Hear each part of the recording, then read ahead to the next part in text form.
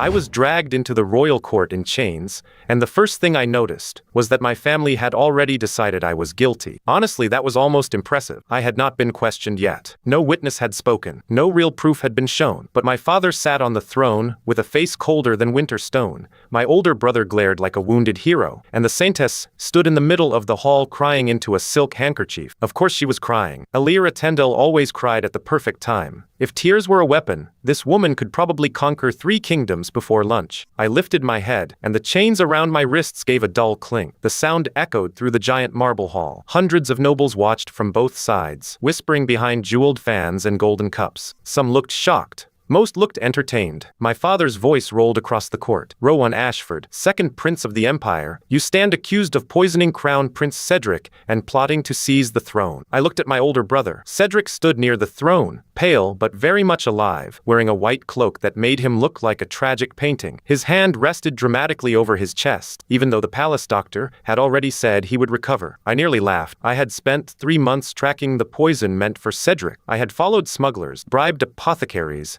and stayed awake for nights reading old medical records. I had done all of that quietly, because telling Cedric would have been like asking a peacock to sneak through a forest. Then the poison appeared in Cedric's wine anyway, and somehow the cup had been found in my room. Very convenient. Truly, the villain of this story deserved at least one small clap for effort. Elira raised her tearful face. Her silver hair fell over her shoulders, shining under the holy lamps. The church called her blessed by the goddess. The people called her pure. I called her dangerous, but sadly nobody had asked me. Your Majesty, Elira said softly. I did not want to believe it. Prince Rowan has always been quiet and distant, but I never imagined he would hurt his own brother. A few noble ladies gasped. I stared at her. Quiet and distant. That was rich coming from someone whose entire personality was soft voice, sad eyes, and carefully timed lies. Elira pressed the handkerchief to her lips. Last night, I received a divine vision. I saw darkness around Prince Rowan. I saw blood on his hand. I tried to warn the crown prince, but I was too late. The court exploded with whispers. They said it like the words alone proved everything. A divine vision. The saintess saw it herself. How horrifying. I tilted my head. So your proof is a dream? The hall went dead silent. Elira froze for half a breath. Then her eyes trembled,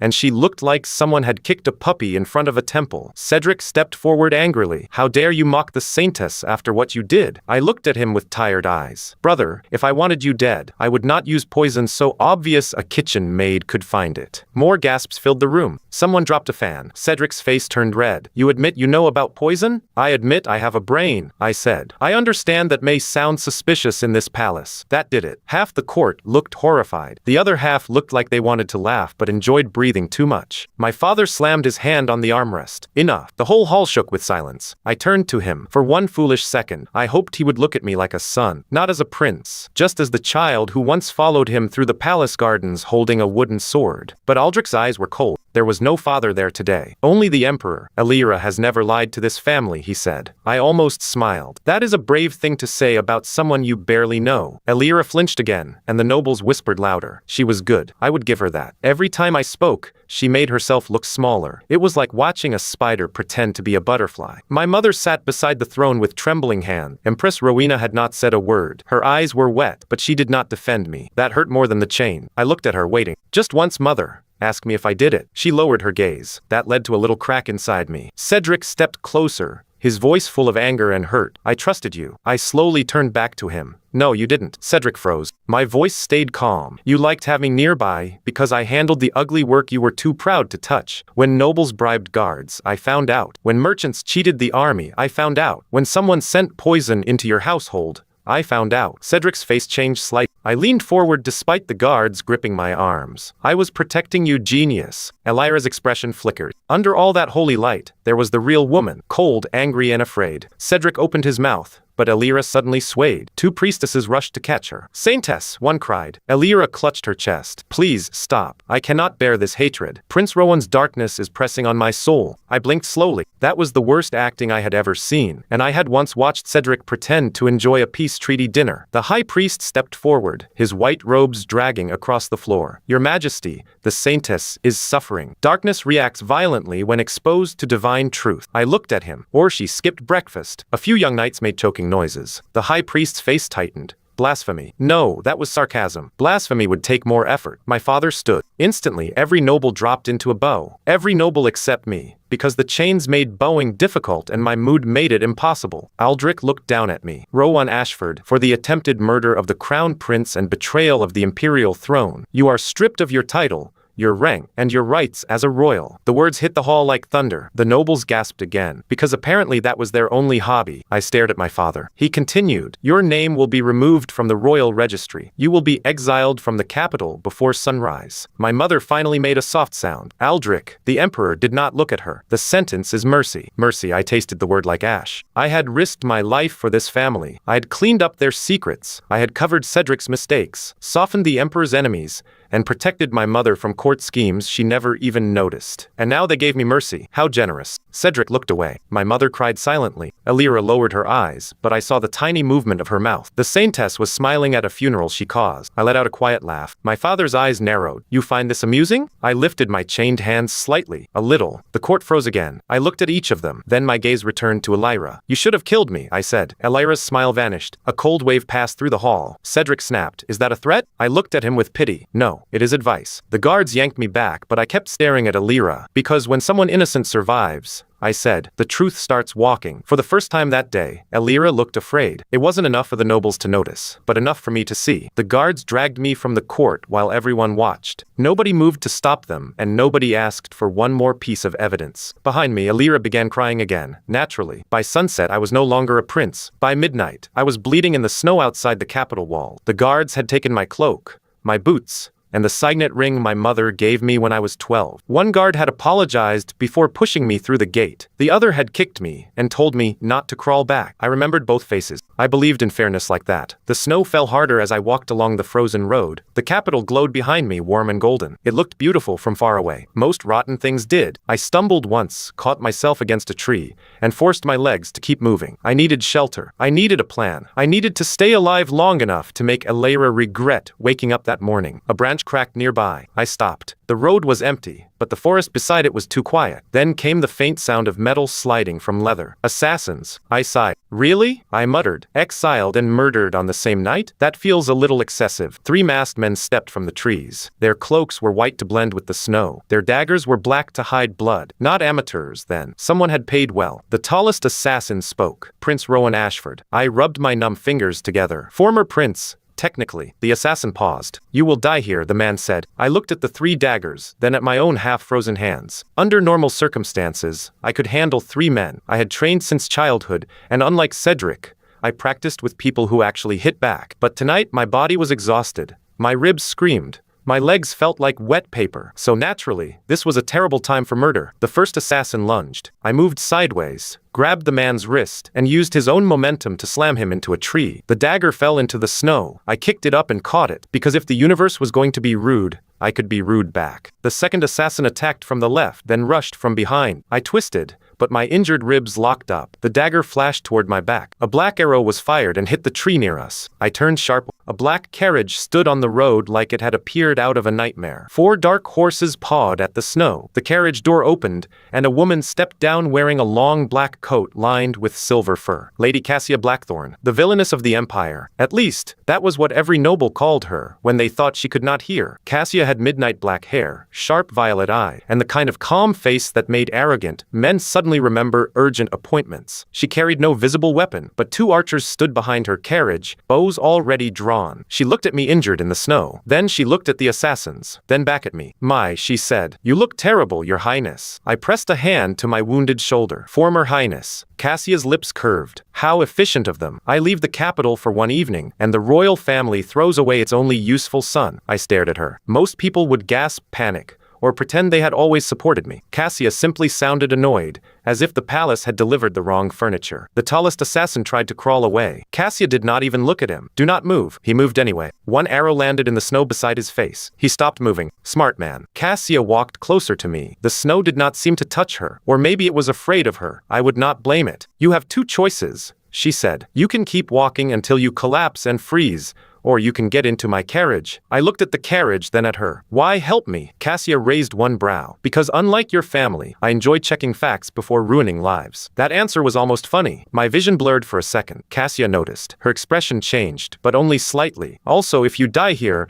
Elira wins by morning. That's all I needed to hear. I took one step toward her. My knees gave out. Cassia caught me before I hit the snow. She was stronger than she looked, which was saying something, because she already looked like someone who could insult a dragon into apologizing. I tried to speak, but my mouth barely moved. Cassia leaned closer. Save your strength. I forced the words out anyway. The poison cup was planted. I know. My eyes opened a little wider. Cassia nodded toward the carriage. And the priest who testified today bought 3 bottles of widow root from the Eastern apothecary last week. My breath caught. Widow root. That was the missing ingredient. The palace doctors had not found it because it vanished quickly in wine. I had suspected it, but I never had proof. Cassia already did. I stared at her through the falling snow. How? Cassia smiled softly. It was not a warm smile. It was a knife-wearing lipstick. Because, Rowan Ashford, you are not the first person the saintess has buried. Then everything went black. When I woke, I was not dead. That was a pleasant surprise. I lay in a large bed under heavy blankets, staring at a ceiling painted with silver vines and black roses. A fire burned in the hearth, and the room smelled like herbs and expensive danger. My shoulder was bandaged. My ribs were wrapped. My wrists had been cleaned. Someone had also dressed me in a soft white shirt. I looked down at it. Too soft, too clean, too suspicious. The door opened. Cassia entered carrying a tray. Behind her came an older maid with gray hair and a face that said she had seen every scandal in the empire and judged most of them boring. You are awake, Cassia said. I pushed myself up and immediately regretted every choice my body had ever made. The maid said firmly, lie down before your stitches open, young man. I blinked. No one had called me young man in years. People usually called me your highness, traitor, or that quiet prince who ruins everyone's fun. Cassia set the tray beside me. This is Marta. She will bully you into surviving. Marta gave a proud nod. Someone has to. I looked at Cassia. Where am I? Blackthorn Manor. That explained the black roses. It also explained why the room looked richer than some royal guest chambers. The Blackthorn family had that old money. I slowly leaned back. Taking in an exiled traitor is dangerous. Cassia poured tea. Only if he is boring. I have been called many things, but boring usually comes after dangerous. Good. Then try not to disappoint me. Marta stopped what she was doing and snorted. I accepted the tea. My fingers were still stiff, but the warmth helped. For a moment, the room was quiet except for the fire. Then Cassia sat across from me. Her expression became serious. I need to know how much you already discovered. I watched her carefully. About what? Elira, the church, the poison, the noble families paying for miracles. Pick any disaster. They are all connected. My grip tightened around the cup. Outside, morning light pressed against the curtain. All I could think was that Elira was probably standing on a temple balcony, whispering about mercy and darkness, while enjoying applause. The thought made my chest cold. I found smuggling routes, I said. Poison ingredients moved through church supply wagon. Payments hidden under temple repairs. 3 dead servants connected to Cedric's wine cellar. Cassia's eyes sharpened. Names? Lina, Thomas, and Herrick. Marta crossed herself silently. Cassia's mouth tightened. I had 2 of those names. And the third? Buried before I reached him. I set down the cup. You were investigating her too. For 2 years. That surprised me. Cassia leaned back, looking toward the fire. Before Elira became the Empire's perfect saintess, she was assigned to the Northern Temple. My family donated grain there during a famine. 300 sacks vanished. The priests blamed bandits. They were lying. Of course they were lying. Bandits have many talents, but forging church seals is rarely one of them. I almost smiled. Cassia continued. I investigated. Quietly at first. Then I confronted the wrong priest in public. I understood at once. And Elira ruined you. Cassia's eyes turned colder. She cried. She said I bullied temple people. She said I mocked the poor. She said I hated her because she was loved by the goddess. Marta muttered, nasty little candle sniffer. I looked at her. Marta lifted her chin. I said what I said. For the first time since the court, I truly laughed. It hurt my ribs, but it was worth it. Cassia watched me for a second, and something unreadable passed through her eye. Then she reached beside her chair and lifted a leather folder. I did not save you because I am kind, she said. Kind people send flowers. I prefer evidence. She placed the folder on my lap. I opened it. Inside were copied ledgers, witness statements, sketches of hidden temple rooms, delivery dates, names of priests, names of nobles, and one page that made my entire body go still. A drawing of Elira Tendel standing in a side alley behind the Western Temple. Beside her was a masked man with a scar across his jaw. I knew that scar. I had seen it the night before. The tallest assassin. Cassia tapped the page. This was drawn 3 nights ago by one of my informants. My voice went quiet. She hired them before the trial. Yes, Cassia replied. So the exile was never enough. I stared at the sketch until the paper blurred. Elira had not just framed me. She had expected the emperor to spare me from execution, then arranged for me to die outside the walls. The palace would mourn with dry eyes. The saintess would pray over an empty coffin, and the truth would freeze in the snow. Cassia opened the folder to another page. This is worse. I looked down. At first, I did not understand what I was seeing. It was a payment record with the imperial seal. The amount was enormous. The receiver was hidden under a temple code. Then I saw the signature. My father's, Emperor Aldrich. My stomach dropped. Cassia spoke gently this time,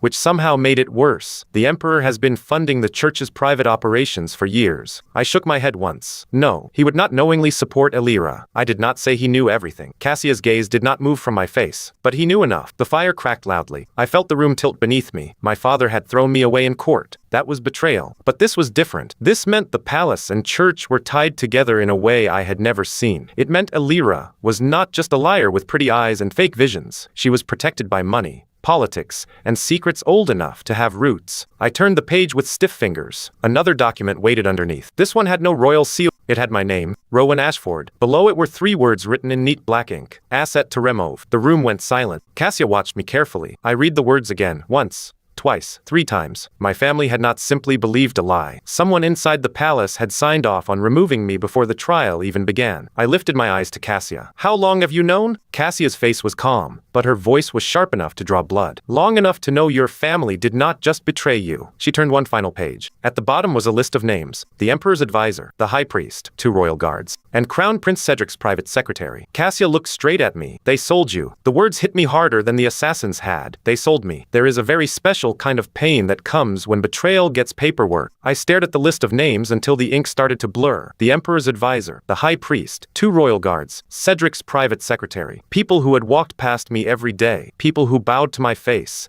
accepted my orders, smiled at my mother's dinner table, and probably complained about the weather while arranging my death. How polite of them. Cassia watched me from across the room, her expression calm but not cold. She was not pitying me. She was waiting to see what kind of man would crawl out from under the ruins. I closed the folder slowly. My father signed the payment record, I said. Cassia folded her hands. Yes, but this removal order does not have his seal. No, that order came from somewhere else inside the palace. I looked back at the page. Cedric's secretary, among others. The room felt smaller. My brother's private secretary, Lord Melvin Crane, had served Cedric for 5 years. Thin face, nervous hands, always smelled like mint oil. I had once caught him selling scheduled details to a foreign merchant. Cedric wanted him dismissed. I stopped it. I thought it was better to watch a known rat than chase an unknown one. Apparently, the rat had found a bigger cheese wheel. I let out a breath. Cedric may be arrogant, but he is not careful enough for this. Cassia's mouth curved slightly. That is the nicest insult I have heard all week. It was not meant to be nice. That makes it better. Marta placed a bowl of soup on the table beside me. Eat before you start overthrowing anything. I looked at the bowl. Is overthrowing allowed after soup? In this house, only after soup and clean bandages. Cassia nodded seriously. Marta runs a strict rebellion. I picked up the spoon because arguing with Marta felt more dangerous than arguing with my father. The soup was hot, salty, and annoyingly good. My body remembered it was half dead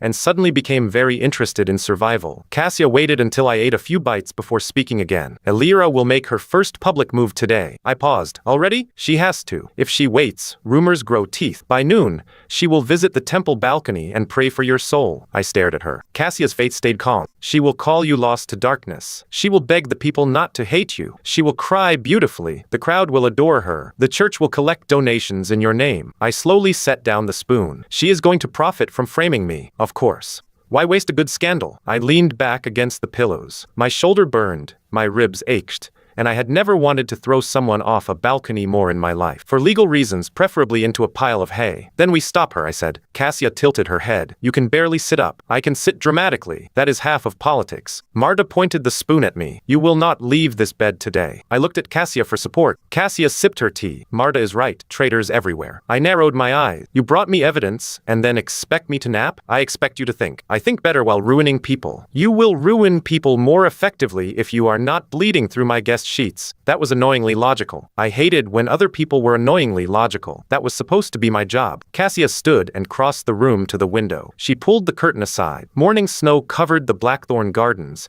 and beyond the tall iron fence, the road to the capital disappeared into white fog. My people are already in the city, she said. We cannot stop Elira from speaking, but we can decide what the crowd hears afterward. I looked up. You have spies in the temple. Cassia turned back with a faint smile. I have friends in disappointing places, Marta muttered, and enemies in expensive ones. Cassia ignored that, which told me Marta was correct. I reached for the folder again. What do you need from me? Names. Roots. Anything you found before they arrested you. My study was sealed. I assumed. My hidden notes were under the third stone behind the old training yard. Cassia paused. I gave her a tired smile. What? You thought I kept treason evidence in a desk drawer? I was hoping the royal palace had at least one sensible person. It did. They exiled him. Cassia smiled wider this time, and for some reason, that felt like a victory. She moved to the writing desk and picked up a small silver bell. One ring later, a young man entered the room. He looked about 17, with messy brown hair, sharp eyes, and the posture of someone who had been caught stealing bread more than once and regretted none of it. Finn, Cassia said. The old training yard, third stone behind the eastern wall.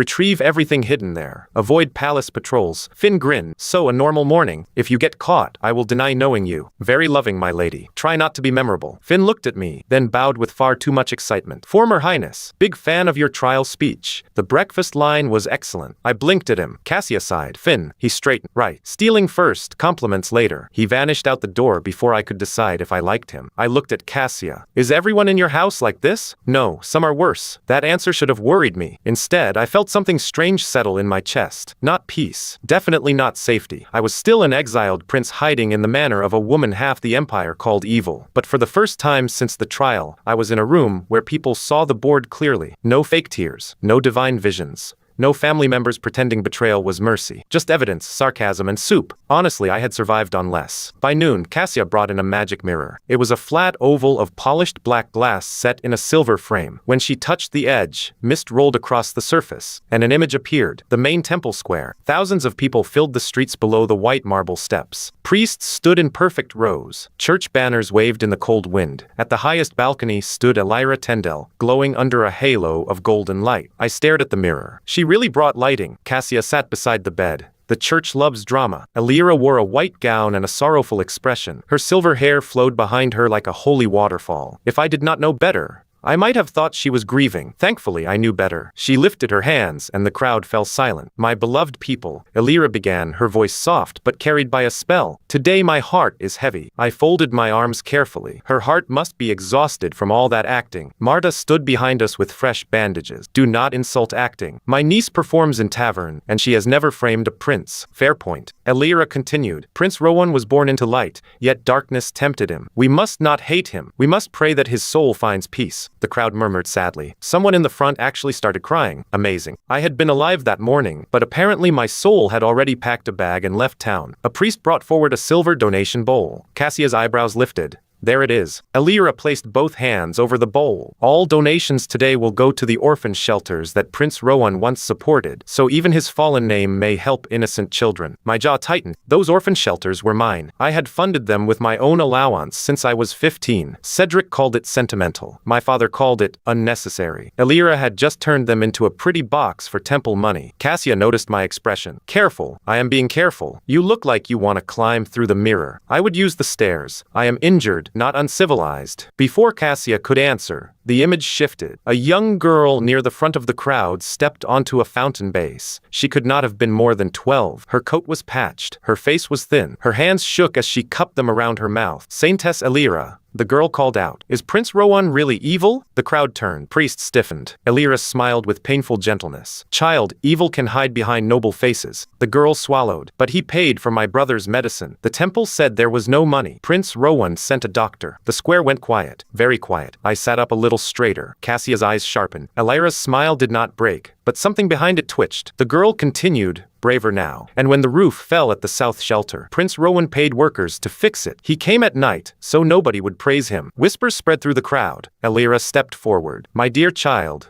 grief makes us remember people kindly. The girl shook her head. I am not grieving. I am confused. Oh, I like this child. A priest moved toward her, but several commoners blocked him, without making it obvious. One man suddenly dropped a basket. A woman stepped sideways to help. Another man coughed loudly and planted himself in the way. Cassia looked pleased. I turned to her slowly. Your friends in disappointing places? She is one of them. The child? Her name is Naya. She runs messages better than most knights. I stared at the mirror as Nia pulled a folded paper from her coat. My brother kept the letter. Nia said. Prince Rowan wrote that children should never owe adults for kindness. The crowd buzzed louder. Elira's eyes sharpened for one dangerous second. Then she smiled again. Bring the letter to me, child, she said. I will bless it. Bless it. Burn it, more likely. Nia looked down at the priests, then at the crowd. I already gave copies to 6 people. Cassia made a soft sound that might have been a laugh. I looked at her. You taught her that? Naya taught me that. The square erupted. People began asking questions. If Rowan was evil, why had he helped the shelters? If the temple received so many donations, why had the roof collapsed? If the saintess cared for orphan, why did a prince have to pay for medicine? Elira lifted her hands again, trying to regain control. Then a man near the back shouted, My son worked in the palace kitchen. He vanished after saying the prince asked about poisoned wine. The crowd turned again. I stopped breathing for a second. Cassia leaned forward. The man was old, with a gray beard and red eyes.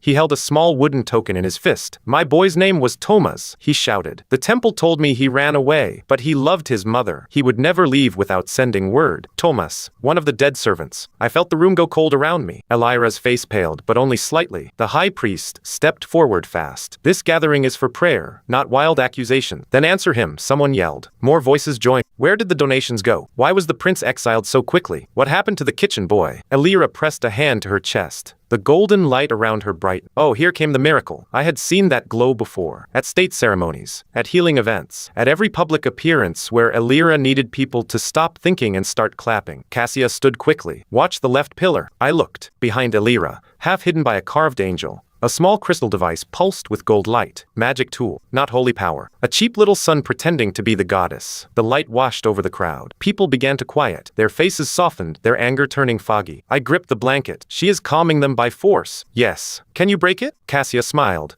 Already did. In the mirror, a black bird landed on the left pillar. At first, no one noticed. Then the bird pecked the glowing crystal. Once. Twice. The crystal sparked. Elira's golden halo flickered like a bad candle. The crowd gasped. The bird pecked again. The crystal cracked. The holy glow died instantly. For 3 beautiful seconds, Elira Tendel stood on the temple balcony with no light, no glow, and no divine sparkle. Just a very pretty lyre blinking in public. The crowd went silent. Then a child yelled. Was that bird the goddess? I laughed so hard my ribs nearly sent me to meet her. Cassia looked extremely satisfied. That was Percy. You named your sabotage bird Percy? Marta named him. Marta crossed her arms. Percy is a professional. Down in the square, Elira recovered quickly. Too quickly. She stepped back, and the high priest rushed forward. A test, he declared. The goddess tests our faith with silence. That man had a talent for nonsense. I almost respected it. Almost. Then the temple bells rang. Not the normal noon bells. Alarm bells. The image in the mirror shook as people turned toward the palace road. A group of imperial knights rode into the square wearing white cloaks, marked with Cedric's crest. At their front was Lord Melvin Crane, Cedric's secretary. My fingers tightened around the blanket. Melvin dismounted, holding a sealed scroll. His narrow face looked pale and furious. He climbed the temple steps and announced, by order of Crown Prince Cedric, anyone spreading false rumors about the traitor Rowan Ashford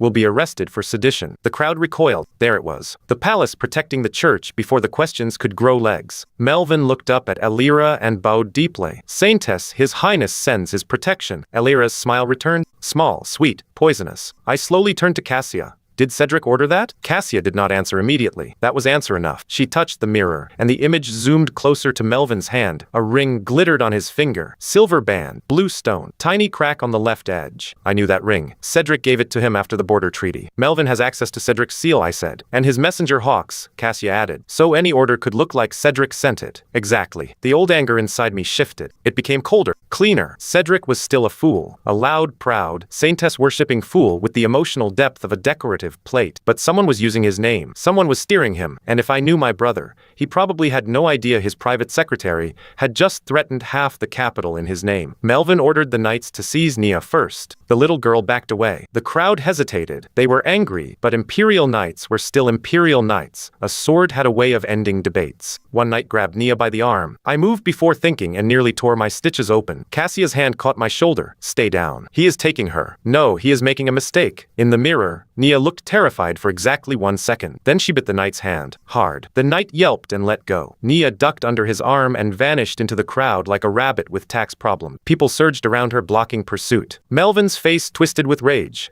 Arrest them! The knights drew swords. The crowd screamed. Cassia's expression darkened. This is turning ugly, she said. I swung my legs off the bed. Marta barked. Absolutely not. I ignored the pain and stood. The room tilted, but I grabbed the bedpost and stayed upright through pure spite. Rowan, Cassia warned. I looked at the mirror. Melvin was shouting orders. Elira was watching from the balcony, hiding her smile behind both hands. The high priest looked furious. The crowd was one bad shove away from blood. If commoners died because they defended my name, I would never forgive myself. I looked at Cassia. Can your mirror project, or only watch? Her eyes narrowed. It can project. Into the square? Yes, but showing your face now is reckless. Good. They will not expect reckless from me. Marta stepped in front of me. You are injured. I know. You are exiled. I remember. You are wearing bedclothes. I looked down. That was unfortunate. Cassia removed her black outer coat and threw it at me. I caught it against my chest. She sighed. If you are determined to be stupid, at least look expensive. I put on the coat. It was warm, heavy, and smelled faintly like winter roses. I would examine that detail never. Cassia moved to the mirror and placed her palm against the frame. You will have 1 minute before the temple blocks the signal. 1 minute is enough. In your condition, 30 seconds is safer. Then I will be charming quickly. Marta handed me a cane. I looked at it. She glared back. I took the cane. Cassia whispered a command, and the mirror darkened. The image of the square twisted, widened, and flashed silver. Then my own reflection appeared above the temple square. Huge, pale, bandaged, wearing Cassia's black coat like I had crawled out of a funeral and stolen the guest list. The entire crowd froze. Melvin Crane turned white. Elira's hands dropped from her face. I leaned on the cane, smiled faintly, and spoke into the mirror. Good afternoon, I said. I see my funeral donations are going well. The square went silent so fast it was almost musical. Then chaos exploded. He is alive. Prince Rowan lives. The traitor is speaking through magic. Elira staggered back like she had seen a ghost, which, to be fair, was the point. Melvin shouted, "This is forbidden magic. Cut the signal." I raised one finger. Melvin,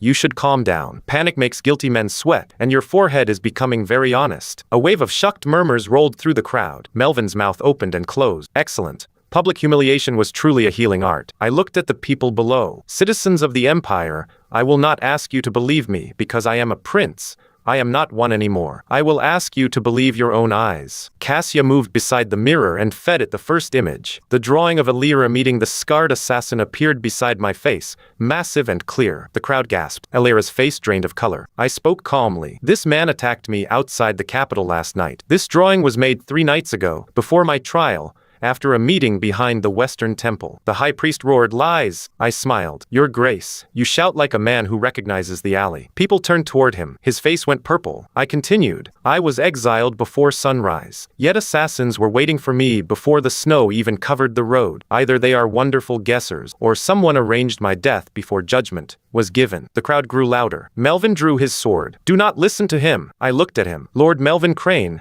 did Crown Prince Cedric truly order you to arrest children and grieving fathers today?" Melvin froze. "Because if he did, say so loudly." I continued. "I would love to hear you explain why my brother suddenly fears questions more than poison." The knights looked at Melvin. The crowd looked at Melvin. Even Elira looked at Melvin, but her eyes held pure warning. Melvin swallowed. "Too slow." I smiled wider. That hesitation was beautiful. "Thank you." Someone in the crowd laughed. Then more people laughed. Melvin's face turned red. Cassia whispered, 10 seconds. I looked straight at Elira. Her perfect mask was cracking at the edges. "Saintess Elira," I said, "you told the Empire darkness reacts when exposed to divine truth." She stared up at my image, eyes burning. I leaned closer to the mirror. "Then why did your holy light go out when a bird pecked your little crystal?" The square exploded. Elira actually took a step back. The high priest shouted orders. Priests scrambled toward the temple pillars. Knights tried to push through the crowd. People yelled, pointed, demanded answers. The mirror began to crackle. Cassia grabbed the frame. "They are blocking it." I lifted my voice for the final words. "To the people who framed me, enjoy your victory while it lasts." My image flickered. I smiled directly at Elira. "Because I am coming back for every single one of you." The mirror went black. The room fell silent except for the fire. For 1 second nobody moved. Then my knees decided they had finished their royal duties for the day. I nearly fell, but Cassia caught my arm. Marta rushed over. scolding so fast I only understood half of it. Something about stitches, fools, and princes having the self-preservation instincts of wet chicken. Cassia helped me sit back on the bed. Her hand stayed on my arm for a second longer than necessary. That was reckless, she said. I looked at her. Was it effective? Her mouth twitched. Unfortunately, yes. Marta checked my bandages and gave me the kind of glare that could boil water. If you bleed on that coat, my lady will pretend she is angry, but I will be the one scrubbing it. I apologize to the coat, I said. Apologize to your organ. Cassia moved back to the mirror. The surface was still dark, blocked by temple magic. Then a knock came at the door. Not a normal knock. 3 fast taps.